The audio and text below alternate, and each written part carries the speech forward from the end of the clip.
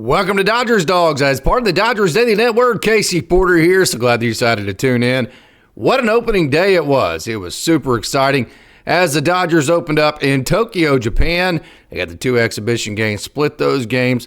The Cubs have been struggling to score runs. They struggle to score runs again, but give the Dodgers pitching a lot of credit all the way up and down the line, starting with Yoshinobu Yamamoto, finishing with that blistering fastball of Tanner Scott, the sweeper slash slider of Blake Trinan, the awesome experience of Ben Kasparius and his journey. Him and Anthony Bonda, both their journey has just been awesome. We'll get into that here in a minute. And then just the magic of Yoshinobu Yamamoto. I say it all the time, every time he pitches. Watching Yoshinobu Yamamoto pitch is like watching a magician do magic tricks because it's just simply amazing. The Dodgers, it took them a minute to get going offensively. And then you had the 3 spot in the 5th inning. And that was all the Dodgers were going to need. They scored again in the 9th. And, hey, I say it all the time. We talk about the margins. And, yes, the superstars, of course, Freddie Freeman coming out that he was a late scratch. That's very concerning considering it's not just the ankle. Mookie Betts, we'll see if he's able to play whenever the Dodgers come back. But that's a situation that has a timeline on it. Like, hey, Mookie Betts, he's sick, and so whenever he gets over it, he'll be back at this particular point in time, and the Dodgers will be able to define that. Freddie Freeman's a little bit more concerning because who knows when he'll first of all be back, and then second of all be back in 100% health, and that's obviously something the Dodgers need. So that is definitely a concerning situation to monitor. But so I say that to say the superstars and Shohei Ohtani had 214 miles an hour worth of doubles today. Every time the cameras are popping, we talk about all the time how he handles just kind of the circus atmosphere that surrounds him. It's like he has a force field around him, and he just doesn't even notice it. I mean, it's just amazing how he handles all the hype. And I really think the fact that, just the circus that comes with Shohei Ohtani, I think the humbleness in which he approaches that, the way that he handles it, and the way that he just kind of does his job, and then the type of teammate he is in the locker room, I think that really keeps that circus atmosphere away from his teammates, and it allows them to enjoy all the good parts of that celebrity and the fun of the Beatles-type fanfare without having to deal with all of the downsides to that, which would be the pressure and just kind of the pain and the you-know-what in terms of people just not even letting you have the ability to breathe whatsoever. So just absolutely cool. I can't explain to you how difficult what Shohei Ohtani's doing and how easy he makes it look, A, performing on the field, and B, keeping the circus in a situation and in a form to where it's the easiest for everybody around him. But having said that, it's just so fitting that the first run of the year was scored by Tommy Edman, who just slapped a 93-mile-an-hour opposite field base hit to left field. But I talk about all the time, having a guy that can hit the ball the other way just on base hits. And how about that? The first run of the year was on 3 base hits. But having a guy that can execute the game the way he does helps you win on the margins. This was a game. Hey, the Dodgers are going to have plenty of games this year to where everybody's healthy. Max Muncy hits a couple home runs. Will Smith hits a home run. Shohei Ohtani hits, and you hit 5 or 6 home runs, and you score 14 runs. The Dodgers are going to have plenty of those games. But what's going to be the difference between that, and winning, say, 90 games and being in a competitive race with Arizona and San Diego, the difference between that and winning 105, 110 games and not being touched will be how do the Dodgers do on the games to where that doesn't happen and they have to win games on the margins. When they have to throw and rely on an Anthony Bonda in a close game or a Ben Kasparius, or they have to have a base hit from Tommy Edman. So how about Tommy Edman? He had a hand in 3 of the 4 runs today. The first run of the 3 spot in the 5th with that 93-mile-an-hour opposite field base hit to left field. And then if you remember with the next run, he was the runner at first base that made the really good slide into second base that caused the errant throw by the Cubs. The Cubs ended up having 2 errors on the day. And that was big because not only was it a double play, it also put the Dodgers in position to score yet another run. And then his last at bat, Tommy Edman, after Shohei Ohtani had doubled, Tommy Edman just hit about a 17-mile-an-hour ground ball, advanced Shohei Ohtani to third base, who eventually scored.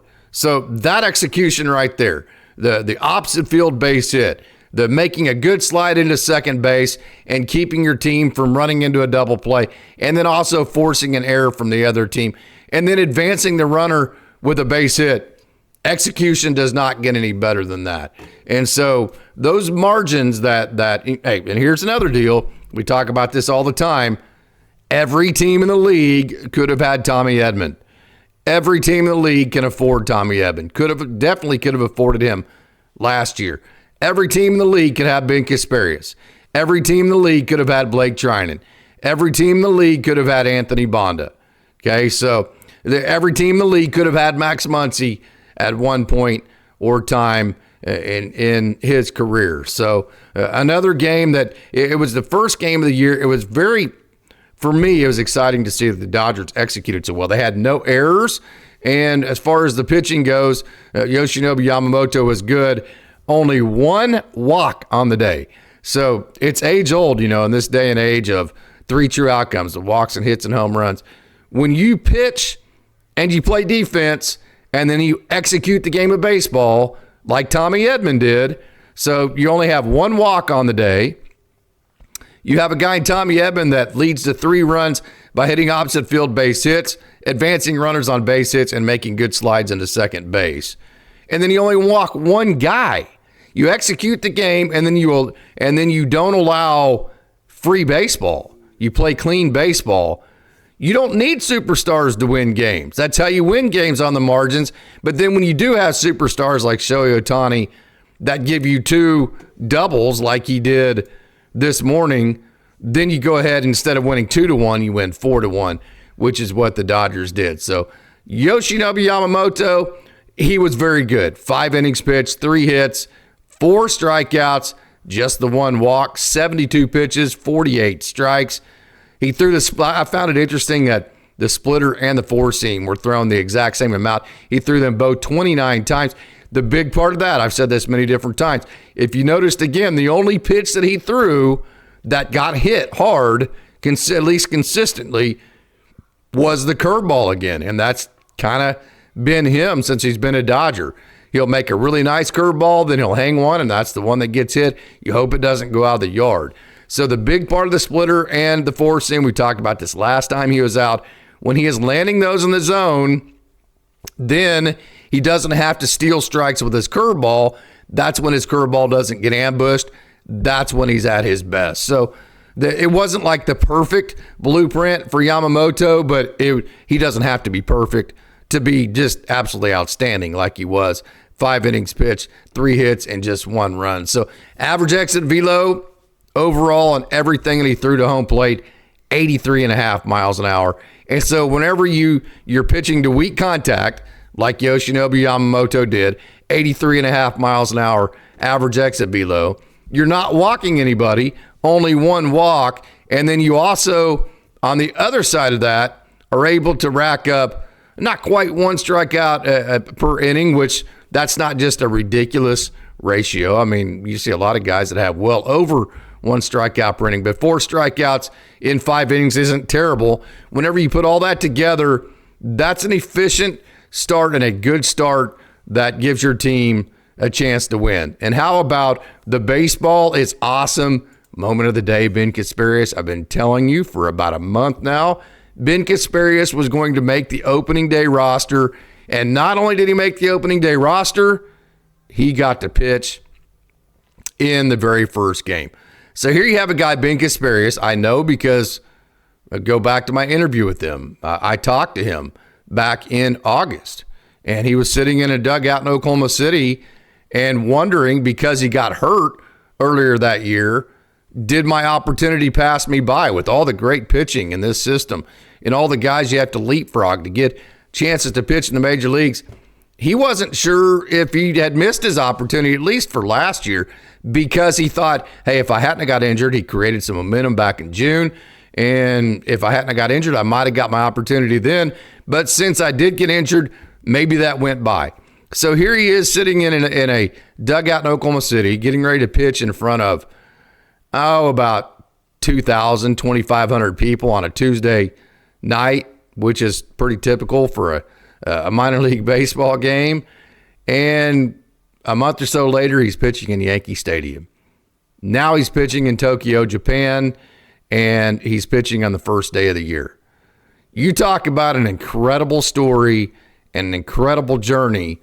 That absolutely is Ben Kasparius, and that is the absolute awesome baseball moment of the day. Anthony Banda made quick work of his inning. I've talked about how much I really like the fact that he just is that blue-collar guy. He's that guy that has earned everything he's gotten, and he might have the most team-friendly deal in all of baseball, especially if he keeps pitching like he did this morning at $1 million. I mean, Anthony Banda, when you're talking about a 96-mile-an-hour fastball from a lefty with a guy that can throw the slider/sweeper the way that he can, and then just the mentality of being blue-collar and going out there and trying to earn everything, that is something that makes him very valuable to this team, especially when you consider just how team-friendly his deal is at $1 million.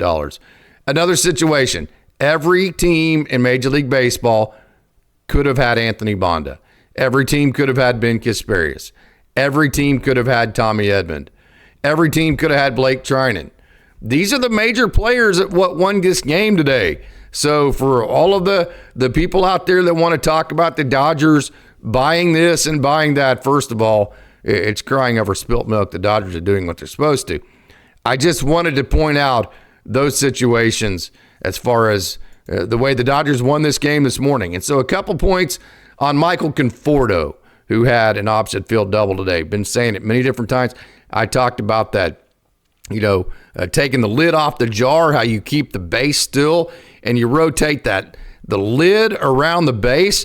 That is absolutely Michael Conforto. Go to his swing on my social medias, and you'll see him keep his body, the lower half of his body, completely anchored to the ground. You'll see his core of his body, the strongest part of his body, his core, just rotate around that trunk, and then you'll see his head just stand still. Michael Conforto has a picture-perfect swing, and Coach Barikoff hit on this in our last show. Doesn't have to be the star, doesn't have any pressure on him, and is going to get a ton of really good pitches to hit. And with that swing that he's able to put on the ball, that is a beautiful swing. I love it. I love watching him swing the bat. When you combine that with the fact that he's going to get great pitches to hit because of all the protection around him and that there's no pressure on him, I just don't see any way that Michael Conforto is not going to have a good year. Hey, best laid plans, Coach Holt says this all the time, best laid plans in baseball seldom work out, so there are no guarantees. But what you do is you put yourself in the best position you possibly can to succeed. Then you play the odds. You let the chips fall where they may. And I just think the chips are going to fall into a very good season for Michael Conforto for all those reasons. If you go back to our off-season Dodgers Dawgs shows, the first guy that I wanted re-signed was Blake Trinan. And a lot of it is because, hey, his sweeper/slider is just absolutely dirty. I mean, it's a dirty pitch. But as much as that, just the trust tree factor of it. I trust Blake Trinan. I mean, with the game on the line, with the season on the line, Dave Roberts did it. He showed you he trusted Blake Trinan. You go to the mound, you look at man-to-man in the eye, and you trust the guy. When you have a guy that you can trust like that is also as talented as Blake Trinan, that is a guy that you have to go re-sign. That's why he was the very first, and I have receipts on our shows, the very first guy that I wanted the Dodgers to re-sign, and he did a very good job last night. He hit the guy, and then the very next pitch, can't remember exactly who it was that he hit. Very next pitch, give that base runner some credit, stole second base. And so he was dealing with some traffic, but stranded the runner at second base, doing a very, very good job. And then said it many different times, not earth-shattering. The fastball of Tanner Scott is just stupid. I mean, the RPMs on it, the spin rate on it, that's approaching 26. It's left-handed. And then he threw a couple of sliders too and a changeup just to kind of give up a different look. But it's all to set up that fastball because that fastball is top of the line elite. All he has to do is throw it south, get it in the strike zone, throw enough sliders and changeups just to kind of throw off the timing of hitters, and this dude is going to absolutely plow through major league hitters.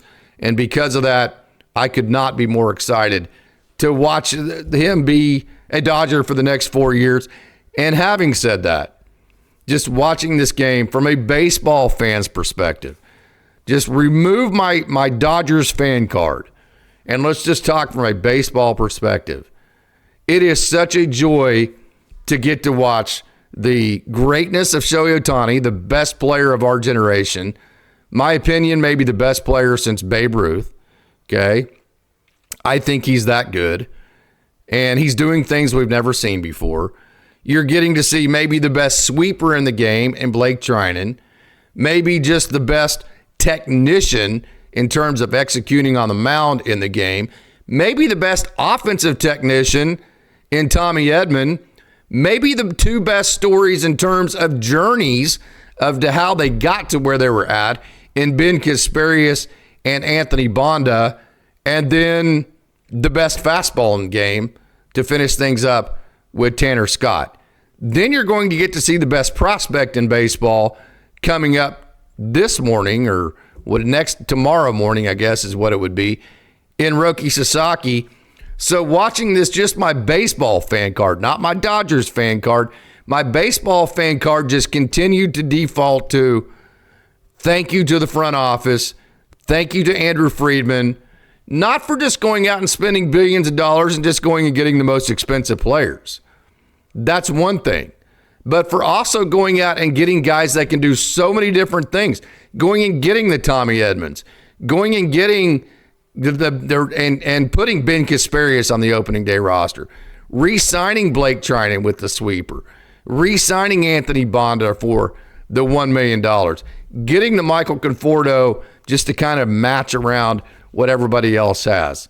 So I just kept defaulting as a baseball fan to get to see, the greatness, the ability to execute the game that the way the Dodgers were able to do at the elite level they did. Again, no errors, one walk.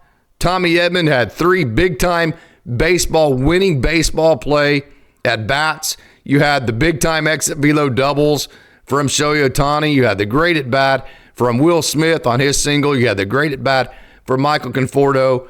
Just the different things that you get to see being executed at an elite level is just an absolute joy to watch as a baseball fan, again, from a baseball fan perspective, because it's just, I've never seen this level of skill be able to do this many different things on a baseball field collectively as a team. So, again, that part of it's just an absolute honor and joy to get to watch. And then when you put on top of that, it's being done in a Dodgers uniform, and it's my team that I root for. And I'm going to get to see it every single day. That's just what I kept defaulting to, is I'm getting to watch all this different great baseball, and I'm going to get to do this over and over and over and over. What a joy that's going to be. So I just kept defaulting to that. Just the brilliance of the way that this front office constructed the roster. Again, not just in getting the most expensive, high-priced free agents, of which they did, but creating a roster of dynamics and diversity that can beat defenses in several different ways, can beat hitters in different ways, and those kinds of things. And then also just the brilliance of opening up in Japan and cornering the Asian market and the excitement of that. It breaks spring training up. It breaks the monotony up. So you put that into the equation. Then you're talking about the ability to have a 6-man rotation like we've never seen before because of the Shohei Ohtani deal. It's been A+ stuff.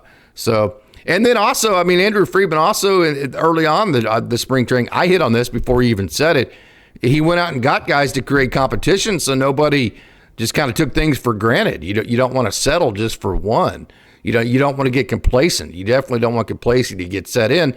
And so by some of the moves that he made early on, that made it real clear that, hey, there will be no complacency in this organization. We got to hook it back up, and our goal is not to win just one World Series. It's to win multiple. So again, Roki Sasaki comes up tomorrow morning. The Dodgers are 1-0. They defeated Shota Imanaga. The Cubs are struggling to score runs, but hey, that is their problem. The Dodgers only 4-1.